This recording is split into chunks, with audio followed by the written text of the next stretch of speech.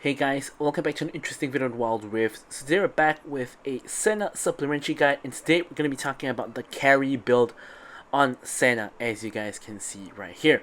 So let's not waste any time, let's jump straight into it. So first off, support item of course, because whether you're playing as an ADC or support, you're basically playing a support, so you want to get support item. You will see in the gameplay later that I'm technically the ADC because I do have a support, but my support doesn't go for support item. I do, but anyways, Spectral Sickle is generally the way to go if you're playing carry Senna, because of course you won't kill minions and you won't of course lose stacks, and of course this also gives you more AD. Of course Ancient Coin is an option as well. So now, if you're playing carry Senna into a lane that you can bully very hard, like 2 squishy targets or 2 low range targets, things like that, you can just walk up and use your range to bully, then Boots of Dynamism is generally the way to go, because you can do a lot of damage in lane and get kills in lane as well, because Senna is a very strong laning champion. However, if you can't do that, then at that point getting some kind of defensive boots is better, because Senna of course is very squishy, and defensive boots help her out a ton, so you can go for that. So first core item is going to actually be Eclipse. Now I think Eclipse is not a very good item in general, but actually on Senna it is pretty good. So you get 60 AD, 20 ability haste, pretty good stats, and of course you have the Ever Rising Moon passive. When you hit someone twice with either attack or ability within a duration of time, you're gonna do physical damage equal to 6% of, or rather 3%, because Senna is a range champion, of their max health. So when you auto Q, you're basically gonna proc this at that point in time, and you also get a small shield that will of course scale off of your AD to of course help protect yourself. Now of course the scaling, not scaling, but everything is basically half for range champions on Eclipse. However, it's still a pretty decent item, mostly for the damage, a little bit for the shield, but honestly the shield is not that amazing, so it's not really about that. So next item is going to be lethality item. So by default, it is going to be Edge of Night. Here it gives you health and AD, as well as of course armor pen, but most importantly the spell shield to help keep yourself safe. The other lethality option you have is going to be Serpent's Fang. If the enemy team has a lot of shielding, then you want to go for Serpent's Fang in this slot instead. So the next item is actually going to be the Magnetic Blaster. This gives you attack speed, as well as most importantly the extra attack range, because you already have a lot of attack range at base, and then you get even more when you get souls, and then you get even more from the Magnetic Blaster. So this is going to allow you to give a high damage auto from a mile away, and of course follow up with a Q just for burst damage that basically means that they can't reach you when you can reach them. And the last item is of course going to be more reminder for the armor pen as well as the grievous boost. Now if you reach this point, then you can actually sell your support item and get other items. So what other item options do you have? Well, you can go for something like Black Cleaver for a bit more tankiness and armor shred. You can go for something like Runans to attack 3 people at once, or you can even go for Maw for that magic resist, and you can even swap these around with your core items as well. For example, in the match later, you'll see me go for Maw pretty early because there is a lot of magic damage on the enemy team, so it's all kind of situational and you want to build according to the match. Whereas for your boot enchant, you can go of course for the more supportive kind, which is of course the things like Locket, or of course like something like the revival enchant. But of course playing carry, I like to go for either stasis or QSS. Most of the time it's going to be QSS, and for the runes is going to be Fleet Footwork pretty much all of the time. Now Fleet Footwork has pretty much emerged as Senna's best rune, where because she's such a dominant lane bully, you can not only damage enemy champions, but you can also heal yourself with the fleet, which is going to help out a lot with your sustain. And now here you have the domination tree. You have Shield Bash. Shield Bash is the main damaging rune on Senna. Whenever you heal or shield, your next attack is going to deal extra damage, which basically Senna's like majority of her kit does heal and shield, so you can of course proc Shield Bash very easily. And Powered Attack of course also helps you deal extra damage periodically. And then we have Eyeball Collector, which of course helps you get even more AD. Of course you can also go for Zombie Ward if you think you can actually reliably get wards, but in solo queue this is very difficult, so it's kind of unreliable. And then, of course, here you can go for Bone Plating for the defensive capabilities, or another option which you can go for is to go for this anti-tank Giant Slayer. Now, I actually tried to go for that in this game, but as I was doing my runes, the game actually started, and I couldn't actually pick up the Giant Slayer because it would have been amazing value in my game. So, for the spells, you go for Flash, of course, all of the time, and you can go for either, of course, Exhaust or Heal, depending on what you need. Now you don't really need Ghost on Senna in general because you already get movement speed from your passives and your fleet, so you don't really need Ghost, but it's either Heal or Exhaust depending on the match. But without further ado, let's talk about our gameplay. Okay, so now let's get into the gameplay itself. Now, first things first, when do you want to really pick carry Senna? Well, basically only two real situations. Now, the first situation is if the enemy team is like full squishy and you want to play carry Senna, that kind of works, but of course this is rarely the case. Secondly is if you are playing with a tank. So here is pretty much the better scenario where here you can see we're playing with a Maokai. We start some early trading with the enemy Lucian Malphite. But yeah, so here I'm playing with a Maokai. Maokai is our quote-unquote support but doesn't have support items, so he's going to be taking all of the lane farm, and I am going to be taking the support item, and I'm going to be focused on not getting the CS but rather harassing the enemies, healing up my Maokai, and Maokai is going to just grab all of the farm. And this leads to a special situation where your tank Maokai is going to be very tanky, very fast, because instead of getting the support gold, they're actually getting the ADC gold because they're farming all of the minions. Whereas you, well, Senna doesn't really need very much gold, despite the fact you're going for a lot of damage items. But Senna, you know, she's kind of designed to scale with her souls and not just with gold and items. So even though you don't really have your gold, you're still going to be doing well because you're still going to be grabbing souls from the minions that your support is taking, and also from the enemies that you attack twice in a row within a short span of time. So this is kind of a good way to play Senna is with a tank support, because if you play Senna with a mage support, for example, your team is going to be very squishy. Yeah, Senna is a lot better when you have a good front line and a strong team. Now here you can see I'm heavy trading onto the Malphite, trying to get the kill on him. Now Lucian is trying to chase us down. He flashes, I'm going to just root him, holding my flash because I know that I can escape without it. And Stone Cold just walking out of there and grabbing one singular fruit. Now the good thing about Senna is that in lane she has a lot of sustain. So you can see that if I Q, I restore a really decent amount of health, and if I Q through the Maokai, can give Maokai that healing as well, which I didn't quite do there. But yeah, you can see we're already at a pretty healthy state compared to what we were. Here I heal the Maokai as well as myself here, and I'm back to more than half HP. So Lucian there had to reset off of that trade, but we don't have to. We're going to be able to get the all of these minions, get that extra golden XP, and continue on scaling. So as I said, Senna is actually very dominant in lane and likes to bully people, but in this case it's not very easy to bully a Malphite and a Lucian. Malphite has a really good amount of poke. Here Mordekaiser, who is their jungler, is coming in for a kind of gank, and Maokai is kind of getting run down. There's not a lot I can do here, so I'm going to have to be forced to run back to the tower. I go into my shroud so that I can't be targeted by Malphite's Q, get pulled by Mordekaiser, and he is kind of trying to run me down. Here he does have ult but doesn't actually choose to use it. Dies to the Nila, who came for the eventual counter gank. Nila ults onto the Malphite. Malphite dodges my W, but I'm able to put the ward and get the last auto in to get the kill. So overall, not too bad of a chain of events for me. I end up 1-0-1, which is pretty decent. And you can see that despite being the quote-unquote support, because of all those kills and assists, I am kind of ahead of my actual support, who's not having support item. I guess this terminology is a little bit confusing, but when I say my support, I mean Maokai, of course, even though technically I am the support because I have the support item. But yeah, so here I'm just waiting a little bit because I want to get some boots. In this case, I'm actually not going to go for lethality boots because, as I said previously, I don't think it's very easy to bully a Lucian and a Malphite lane, because Malphite is able to poke you constantly and Lucian is able to get very good burst trades, so it's not very easy to just walk up and poke them down compared to some other lanes where it is a lot easier. Let's say you're against like a Draven Nautilus or Draven Leona. You can actually bully that lane really hard, because so long as you never get hooked, you're going to have range to basically poke them out all the time and they can do nothing about the situation at all. So that's actually a really good like Senna matchup. Now here, I'm just walking up to bully the Malphite a little bit. I can outtrade him, of course, as long as Lucian doesn't go onto me, which he does not. So I'm able to pretty much get a pretty good trade onto Malphite. Malphite loses a decent amount of health. Malphite, of course, is yet to hit level 5, so he doesn't actually have his ultimate. He steps up again, hits level 5 this time, gets chain CC, gets hit by everything, eventually does out me, but I am able to get the kill on him. Now Maokai out goes straight down the lane. Lucian has to kind of run away to prevent himself from getting rooted there.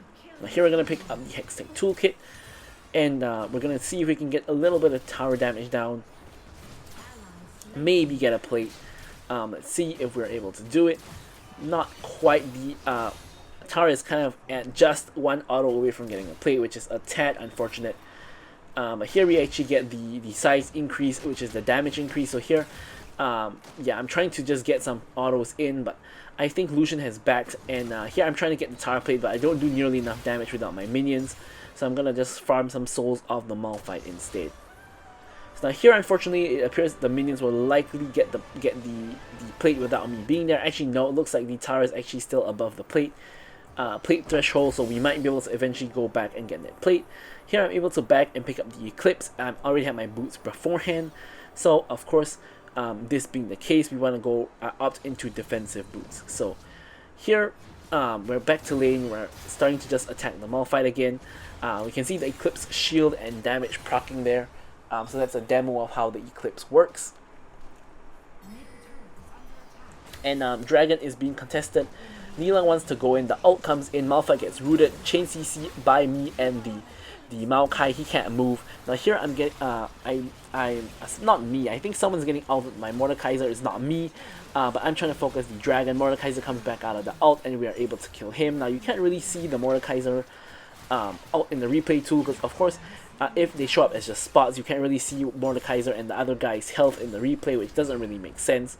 But even when Mordekaiser ults you, let's say Mordekaiser ults me in this game, which he will do, of course, in the game, you can't actually see yourself in the Death Realm. In the replay, you can only see the normal Summoner's Rift, unfortunately. So, of course, when I get ulted, I'm going to say so, and it should be pretty obvious based on just the behavior of everybody there. But yeah, so here I pick up the armor boots, which eventually turns out to be a mistake. Because Mordekaiser is AP and Orianna is AP as well. Malphite turns out to be building full AP as well, and then Volibear ups into some AP on items such as the Riftmaker. So actually I should have gone for magic resist boots instead of armor boots. But for lane, I guess armor boots are kind of fine. So here I'm running down the Malphite. Malphite actually gets the ult off before he dies, and I actually killed him mid-flight. So Malphite's ult actually goes onto full cooldown despite the fact he did nothing with it. And then we also run down the Lucian and pick up a double kill.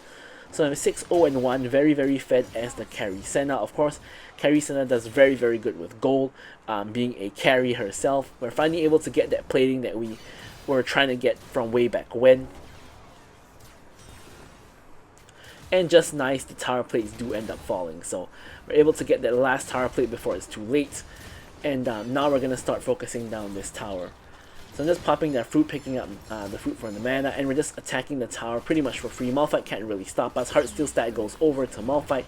Lucian comes in. Maokai ulti is going in. They can't really outrun it. Lucian eats a Senna ult together with Malphite, who walks into the range, and here Mordekaiser is coming in. I'm able to kill the Malphite. However, at this point, I believe I get ulted by Mordekaiser. You can see Malphite just walking over us, waiting for us to come out of the ult. But unfortunately, I end up dying at the tail end of the ult. So Mordekaiser steals my stats, and now Maokai is getting run down. Orianna shows up to the party. Maokai, sorry, not Malphite, tries his best to get out, but it's not gonna really happen. Mordekaiser just running her down. Meanwhile, on the other side of the map, the Volibear is 7-0, and it's just running down the Teemo, who's 0-6, of course. Most of the kills, of course, came from the Teemo, and Volibear is incredibly fed, has basically double of the Teemo's gold, and is 1k gold up on me.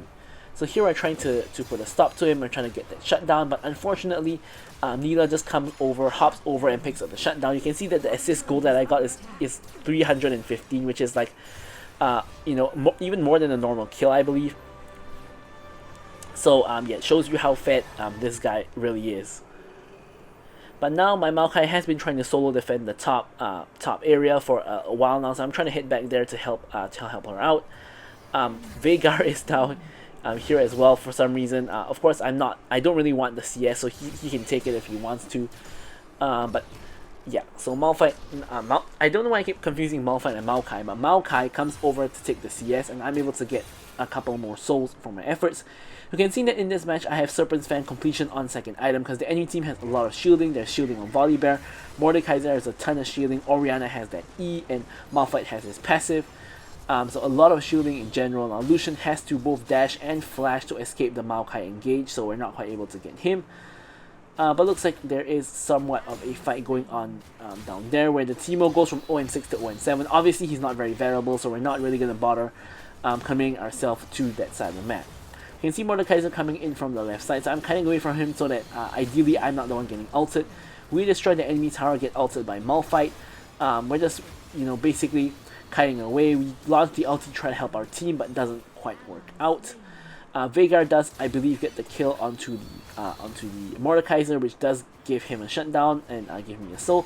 Now here Volibear is coming in onto me as well as the Veigar. Veigar puts the cage around him, and he can't really step out, walk straight into the cage. He is still chasing me from some reason, so here I'm just going to root him, continue on just free hitting onto him, and now he realizes he's in trouble, so he's starting to run away.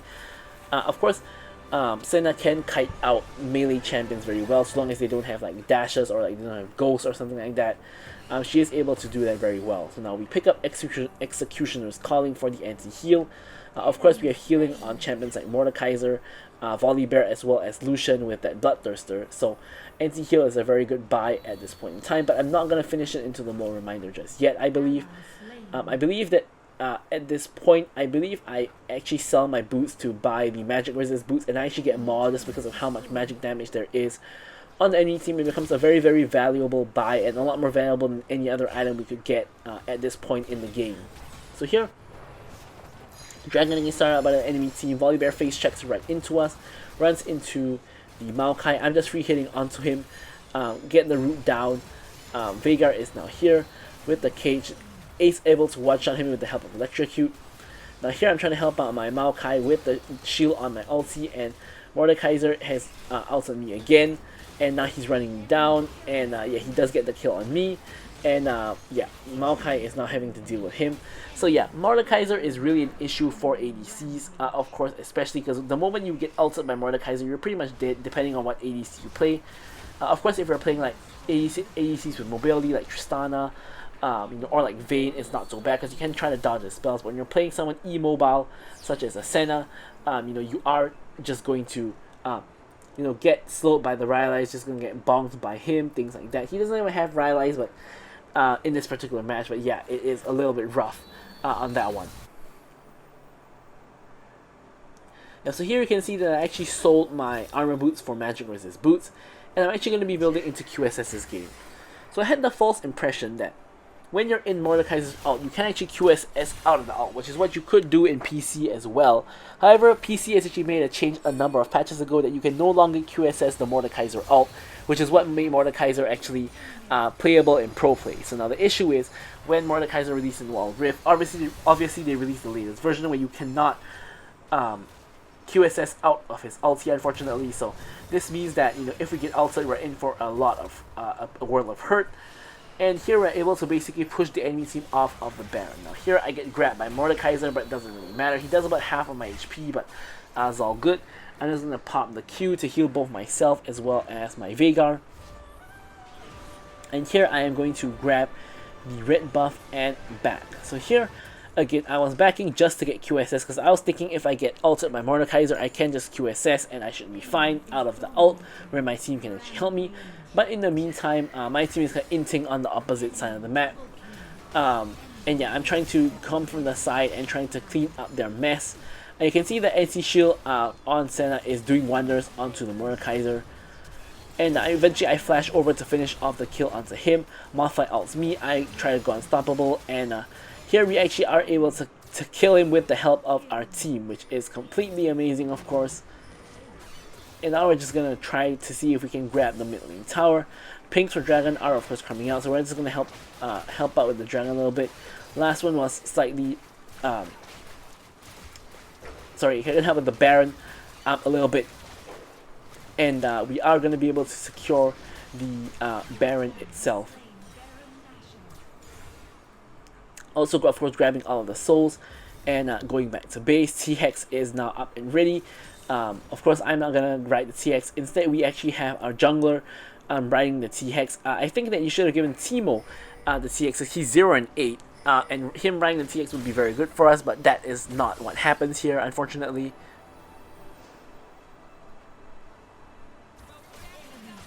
So here I try to give my team a shield with the help of my ulti and also deal some damage. Now Mordekaiser is coming in hot, and I'm just trying to kite away from the fight in general. Volibear is chasing after me, so I'm just running away, and I'm kiting while doing some damage, of course. Of course, T-Hex is in the front line where he should be, and now I'm just going to focus down this mid lane tower. Now Mordekaiser is now just getting pelted by us. Of course, with the anti-shield, he's shielding from both his gargoyles as well as, of course, from his W is getting reduced by a ton, and he does go down to the ignite of Maokai.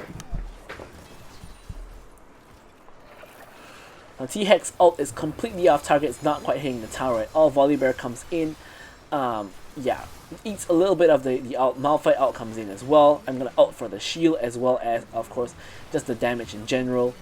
Now Malphite is trying to walk back, flashes for some reason, but we're able to lock on and kill him.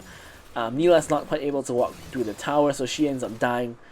I think it's probably better if she just didn't try to walk out. Same as the mistake I made on the Tristana updated complete guide, where sometimes if you're stuck in that hard spot, you probably just stay there and wait for the enemy team to come and attack you, and you try to fight back would probably be better than just trying to tank like 2 tower shots to escape, is what I feel.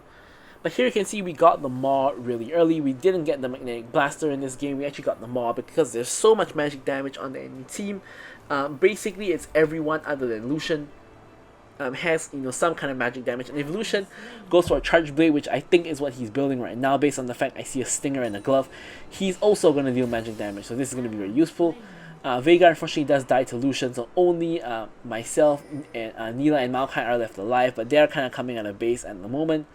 So there are pings coming out for the dragon, but I think this is a little bit risky because we have 2 team members dead, whereas the enemy team has all 5 of them. So I don't think this is necessarily a good idea, but of course this is going to be Infernal Soul for us, so we're trying our best to get it. Volibear comes in with the roots, and we're just trying to kite him out, which we are relatively successful, at least for the moment. We ulted for both the damage and the shield. Now Maokai and Volley are both really close, and Malphite somehow lives on 1 HP, and Volley ends up killing me. I'm not sure how the Malphite didn't just get executed there, but yeah, Malphite does end up dying, unfortunately. Or end up not dying, unfortunately, I should say. And here, eventually, Volibear does end up going down to my team.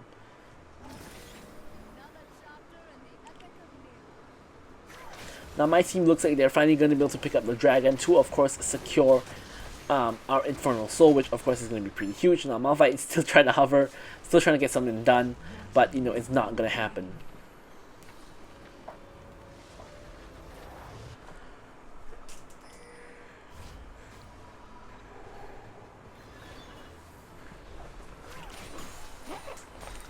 So now that we've actually got the dragon, so the Elder Dragon is actually spawning in 5 seconds. So we actually want to rush ourselves all the way there to, of course, help our team contest Elder. The Veigar was split pushing this whole time and does end up dying. Now the issue is that the enemy team is completely out of position. You can see Lucian on the wrong side of the map. Orianna is in mid lane backing. Malphite looks like he might actually be walking here, but it turns out he's not. He's actually just walking to top. Now Mordekaiser, who is their jungler, is of course walking towards here, but we have gotten it before he even reaches anywhere close. And now he's getting engaged on by my team. We of course have the anti-shield applied already, but for some reason he still shields a really high amount. And Malphite hits a 2-man ulti, but it barely does any damage to me. I'm still full of health. So here I'm able to Q and ult to survive basically, and now I'm getting run down by the Volibear. And here I'm just again kiting out, but unfortunately I get pulled back by the Mort E, and because of that I do end up dying. And yeah. So this entire time, Neela has been just doing the Baron by herself, and she is able to secure the Baron. However, she does end up dying afterwards. So the only person left alive now is Veigar, of course with the T-Hex in the base as well. So Veigar of course is going to take the T-Hex, because you've already seen that he likes to take the T-Hex based on that first Baron that we got. But honestly, all of us are kind of dead at this point, so there's not too much that he can really do except use the TX to defend, which he's actually doing a really good job of, because of course TX is empowering the minions to become Baron buffed, so it's really difficult to really kind of kill these minions. And as long as he doesn't play too aggressively and just stands here and defends, he should be able to actually successfully defend. So you might be wondering, if you're the enemy team, how do you really get around this? Well, basically you want to kind of ignore the T-Hex lane. You want to simply just push the other lanes that the T-Hex is not in, because T-Hex takes way too long to rotate from lane to lane, and really that's the best you can do. So back to the fight here. Here we are basically just staying in the back line, as you guys can see, and basically just attacking whoever we can. Now here attacking the Mordekaiser, reducing his shielding, making sure that he cannot do anything about it. And here Veigar eventually picks up a triple kill.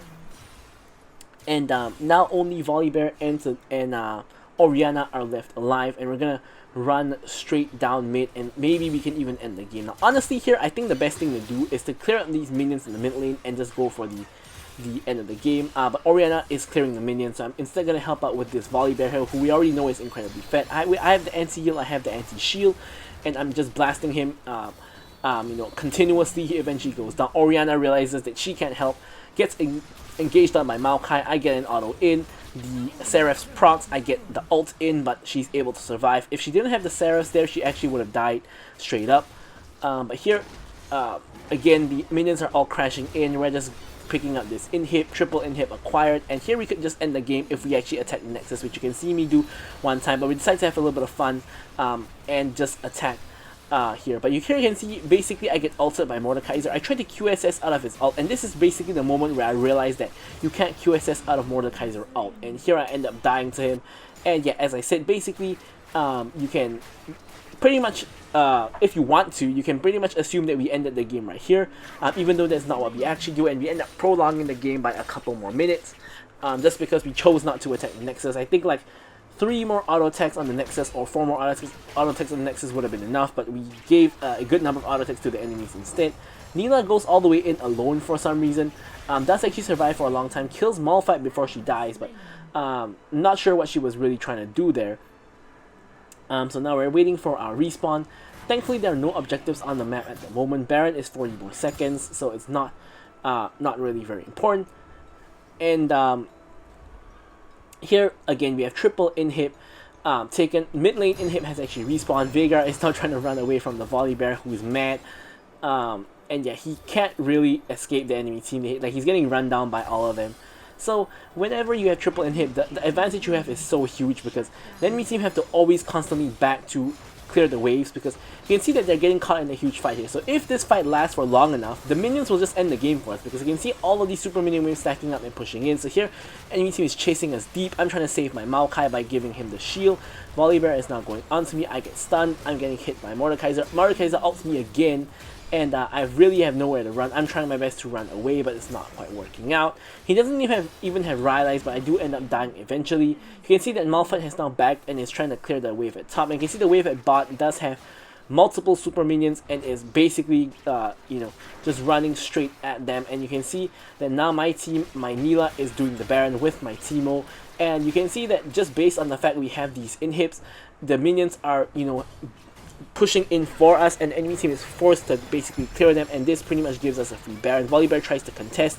Nilah smites down the Baron and is able to secure it, and Volibear ends up dying to the Nilah, because the Nilah is full 5 items, and she has like 5 crit items at this point in time. So Volibear is not tanky enough to handle the fully scaled Nilah, who's of course one of the best late game champions. So here the enemy team again has a conundrum. You can see the waves are stacking and pushing in again. Now we have the TX in mid lane. So here I'm actually writing in the chat to tell the TX to push down mid while we go for Elder. Because basically if the enemy team try to stop us at Elder, the TX or the minions are going to end the game. But if they don't stop us at Elder, which they are not, we are going to just get the TX and we're just going to use that to kill them and end the game. So here we get the kill onto the Mordekaiser. And now we're gonna kind of regroup with our T-Hex, who's gonna give, of course, the Baron minions, and my 1 and 12 Teemo takes the red buff for some reason. And here, with the help of the T-Hex, we're gonna run straight down mid, and we can end the game if we wanted to. Again, we're having a little bit of fun. I'm giving the shield with the Elder buff. We're picking up a couple more kills. I'm just going for more kills again, but the minions do end up ending the game. So thank you guys so much for watching the video, guys. I'm going to leave you guys with the stats as usual, and goodbye.